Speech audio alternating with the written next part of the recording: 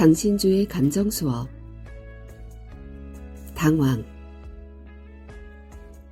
멘붕, 멘탈 붕괴와 함께하는 두려움.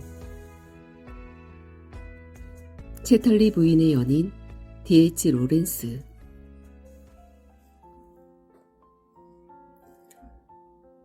금기를 만든 사람들에게는 당혹스러운 일이지만 금기는 우리의 숨겨진 욕망을 자극한다. 대개 금기는 정치적이거나 성적이거나 아니면 종교적인 것과 깊은 관련을 맺는다. 1980년대 초는 신군부가 권력을 잡고 있던 암울한 시절이었다. 당시 사회도처에서 권력은 정화라는 차원으로 인간의 다양한 욕망과 감정을 통제하려고 했다. 이런 시절에는 억압된 금기를 자극하는 영화들이 많이 소개되었고 많은 관객을 불러 모았다. 자신들의 억압적인 정화 운동으로 생긴 반발을 영화를 통해 해소하라는 신군부의 배려였을까? 아마도 정치적 불만을 영화라는 가상 공간에서 섹스로 해소시키려는 문화 전략의 일환이었을 것이다. 어쨌든 당시의 에로 영화는 극장가를 거의 장악하다시피 했다.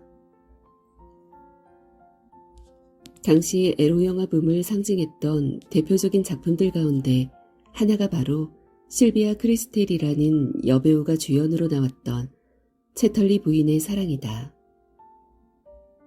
이 영화는 마마보이였던 D.H. 로렌스의 소설 채털리 부인의 연인을 성적인 코드를 강화시켜 영화화한 것이다. 20세기 초의 로렌스의 작품은 음란물이라는 이유로 오랫동안 출판을 금지당했었다. 전쟁으로 하반신 불구가 된 기종 남편 클리퍼드 채털리와 그의 매력적인 부인 콘스턴스 채털리가 두 주인공으로 등장한다. 이미 하반신 불구라는 코드로 작가는 자신의 소설이 성적인 욕망으로 치달을 수 있는 장치를 마련한 셈이다. 사실 로렌스의 소설이 금서가 된 이유는 두 차례에 걸쳐 발생했던 세계대전의 탓도 매우 크다. 전쟁으로 불구가 된 남편을 성적 욕망 때문에 버리고 건강한 남자를 찾아간다는 발상은 그나마 전쟁으로 피폐해진 당시 가부장적 질서에서는 받아들일 수 없었던 것이다. 전쟁으로 부상당한 남편을 버린다는 내용을 어떻게 전쟁에 주된 참여자들이자 사회 기득권자들인 남성들이 수용할 수 있겠는가. 그러니까 콘이라는 애칭으로 불리는 채털리 부인은 남편 클리퍼드 채털리 경을 배신해서는 안 된다는 것이다. 그것은 부부 사이에 지켜야 할 의무이기에 앞서 애국의 차원이기도 했던 것이다. 물론 처음에 콘이는 측은한 남편과 잘 지내려고 노력했다. 그렇지만 어느 사이엔가 그녀는 남편에게 점점 더 환멸을 느끼게 된다. 작가는 그녀의 환멸을 이렇게 묘사했다. 그녀의 희생, 클리퍼드에 대한 그녀의 헌신이 무슨 소용이란 말인가.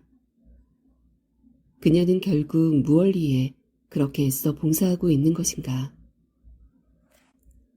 고작 허영에 찬 한 사람의 차가운 영혼, 따뜻한 인간적 접촉이란 하나도 없고 성공의 암케어 신에게 간절히 몸을 팔고 싶어하는 면에서는 비천한 유대인 못지않게 타락한 그런 영혼을 위한 것에 불과한 것 아닌가.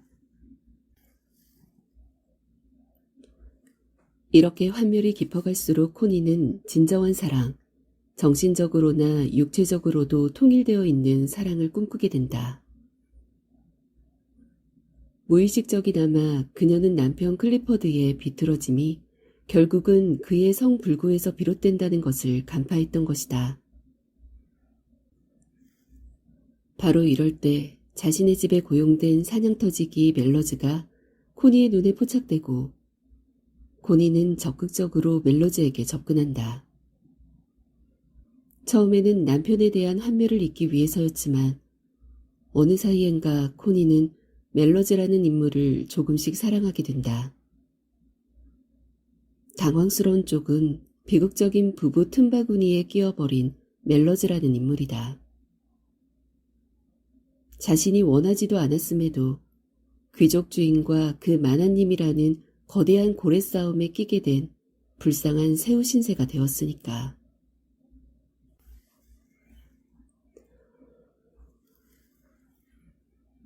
그녀는 오두막의 문간에 앉아서 꿈에 빠져든 채 지금 자신이 놓여있는 특이한 상황도 시간도 완전히 다 잊고 있었다. 채털리 부인이 너무나 아득히 생각에 빠져 있어서 멜러즈는 흘끗 그녀 쪽으로 시선을 돌렸는데 완전히 고요하고 뭔가 기다리는 듯한 표정이 그녀의 얼굴에 떠올라 있는 것을 보았다. 그에게 그것은 기다림의 표정으로 보였다.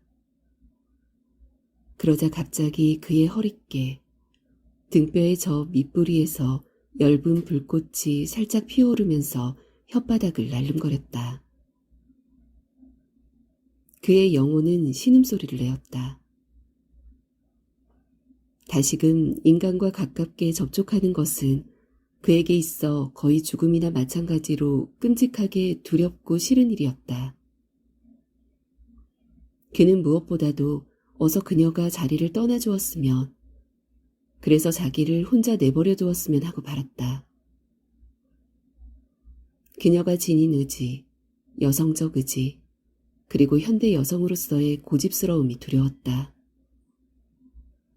그리고 무엇보다도 그는 자기 뜻대로 하는 그녀의 거리낌 없는 상류계급적 무례함이 두려웠다. 왜냐하면 자신은 결국 일개 고용인에 불과했기 때문이다. 멜러즈는 그녀가 거기 있는 것을 증오했다.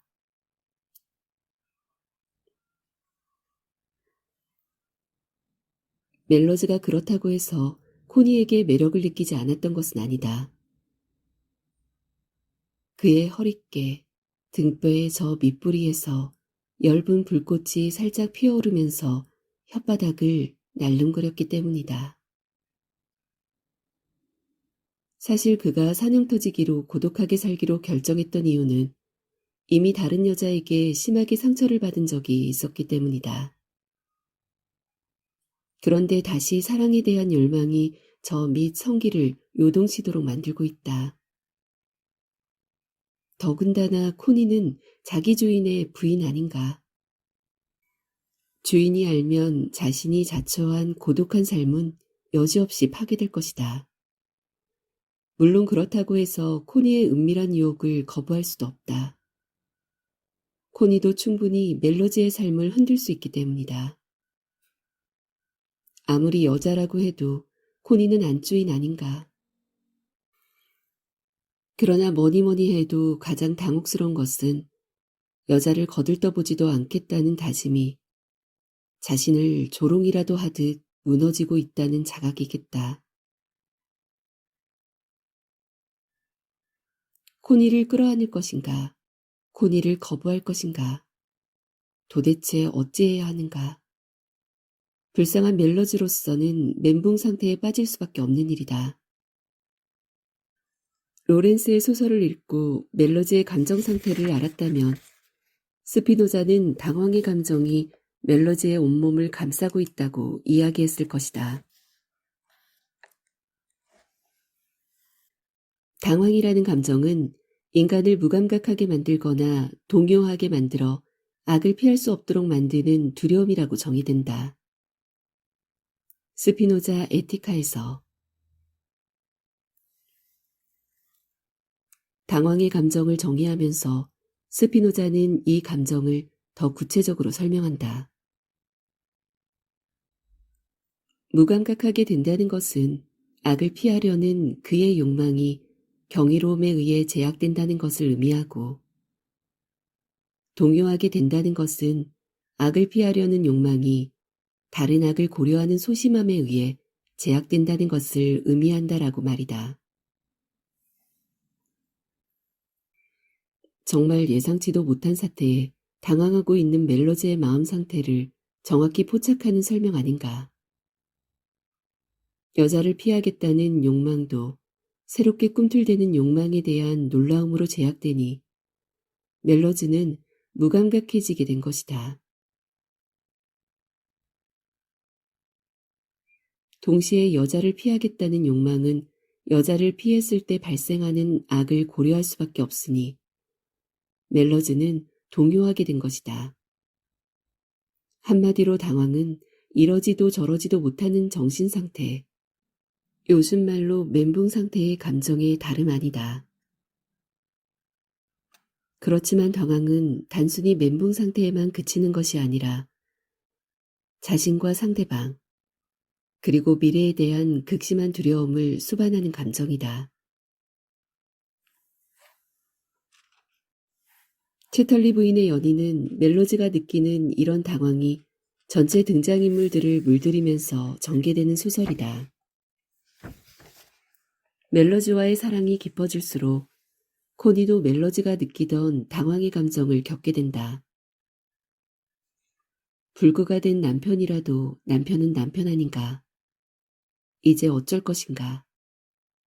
남편에게 돌아갈 것인가 아니면 멜로즈와 새로운 삶을 영위할 것인가. 멜로즈가 코니를 사랑하면서 당황의 감정을 나름 극복했던 것처럼 코니도 멜로즈와의 사랑을 통해 당황의 감정에 대처해 나간다. 그렇지만 코니가 극복한 당황의 감정은 이제 다음 순서, 그녀의 남편 클리퍼드에게로 옮아간다. 아내에게 이혼하자는 요구를 듣고 심지어 그녀가 사랑하는 애인이 다름 아닌 자신이 부리던 사냥터지기라는 사실을 알고는 클리퍼드도 적잖이 당황의 감정에 휩싸이게 된다. 이렇게 당황이라는 감정이 로렌스의 소설 전체를 움직이는 엔진처럼 작동하고 있다는 것이 무척 신기하다. 그렇지만 멜러즈, 코니, 그리고 클리퍼드에게서 당황의 감정이 끝나는 것은 아니다.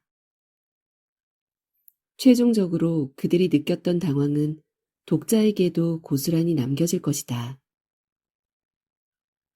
책을 끝까지 읽은 독자만이 그것을 느끼게 될 테지만 말이다. 작가 소개.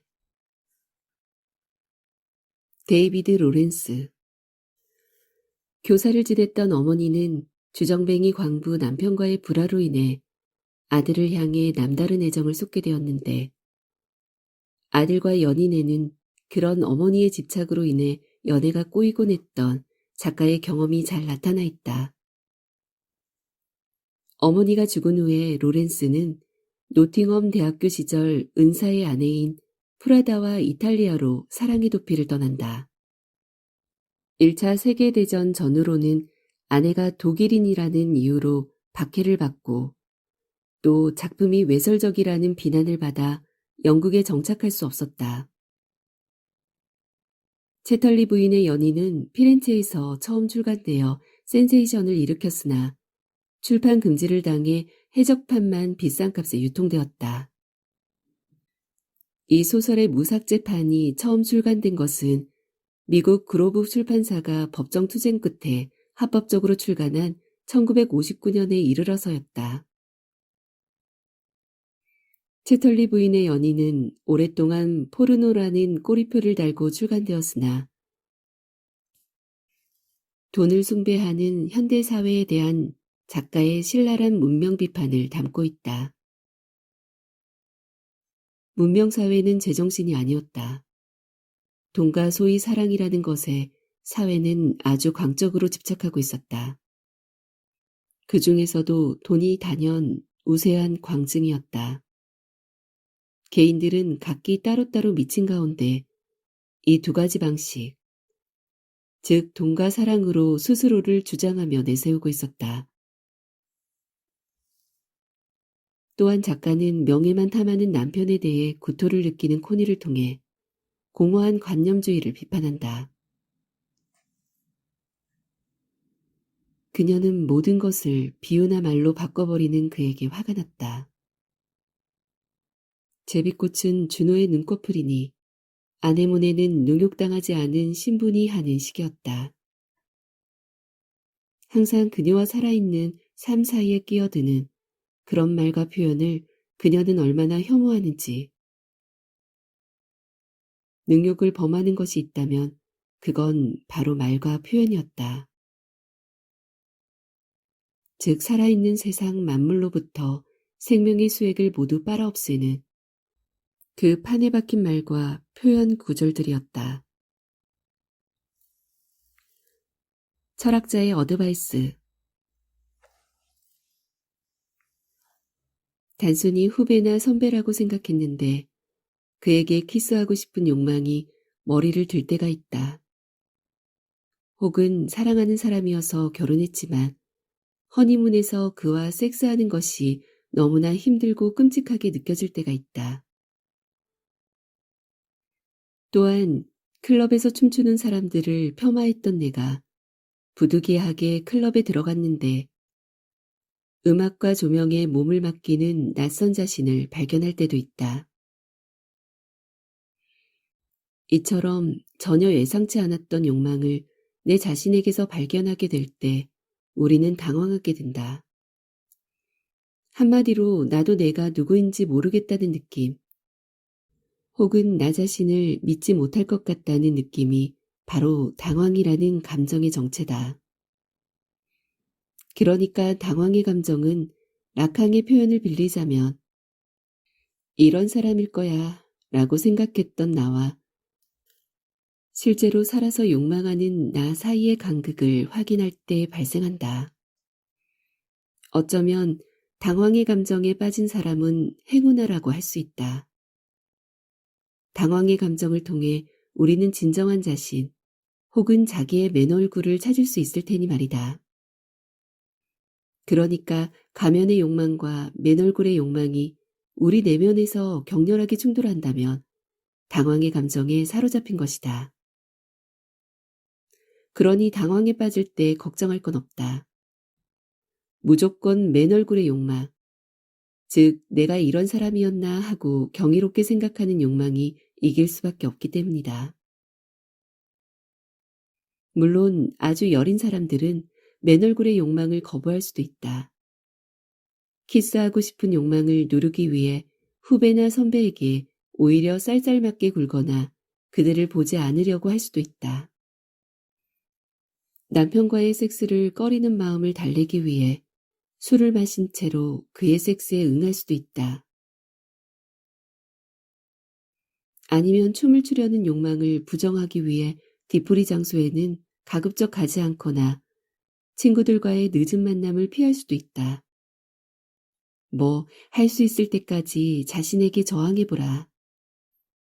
맨 얼굴의 욕망을 부정하고 가면의 욕망을 추구하면 할수록 낯빛은 피폐해지고 삶은 무기력해질 테니까.